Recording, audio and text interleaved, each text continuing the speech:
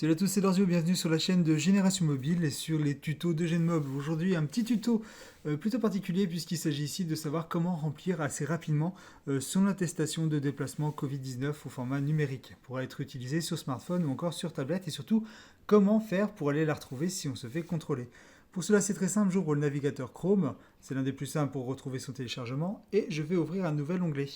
Je vais tout simplement me diriger sur le lien de la page officielle du ministère de l'Intérieur qui va me faire tomber nez à nez avec la page que je dois remplir. Ce lien, vous allez le retrouver dans la description de la vidéo. Ensuite, vous voyez ici qu'il faut remplir tout simplement son attestation, donc mettre son prénom, son nom, sa date de naissance. Vous n'avez pas besoin de chercher les tirets, vous marquez tout à la suite au niveau des chiffres et ça le marquera automatiquement. Son lieu de naissance, son adresse, c'est une adresse totalement bidon.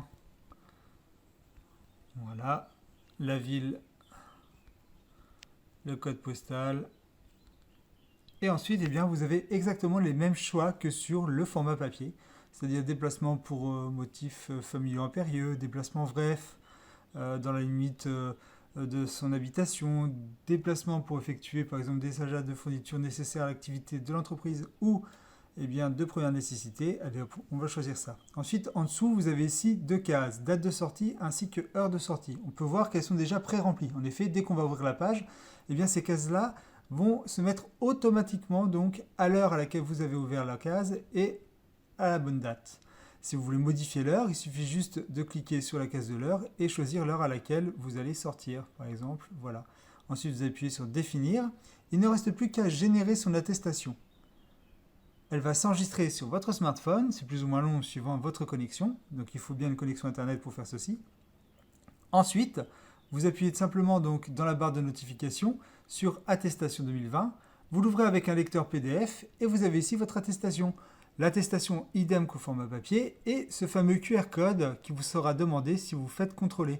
Ce QR code, pour le retrouver, c'est très simple. Soit vous restez avec votre page internet et vous appuyez sur le bouton d'accueil. Du coup, vous pouvez utiliser votre smartphone comme bon vous semble. Et vous avez la possibilité d'appuyer sur le carré pour retrouver les dernières applications qui l'ont ouverte. Comme ça, au moins, vous êtes tranquille, vous l'avez toujours sous la main. Voilà pour la première astuce. Rappelez donc les dernières applications ouvertes et hop, vous tombez nez à nez dessus. Si par contre, vous ne vous souvenez plus du tout où il est, vous avez deux possibilités. Soit trouver l'application téléchargement dans laquelle vous allez retrouver tous les éléments téléchargés et vous allez retrouver donc là votre attestation. Vous n'aurez plus qu'à ouvrir celle-ci. Voilà, comme ceci. Ou alors, vous avez aussi la possibilité tout simplement de la trouver dans le gestionnaire de fichiers. Plus souvent, elle se met dans les documents puisque c'est un format PDF et vous n'avez plus qu'à l'ouvrir. Et voilà, maintenant, vous savez comment faire pour pouvoir visualiser cette attestation assez rapidement, assez facilement. Moi, je préfère franchement la méthode où vous appuyez sur le bouton d'accueil et vous allez la chercher dans les documents qui ont été ouverts récemment, enfin les applications qui ont été ouvertes récemment. Comme ça, au moins, vous êtes tranquille.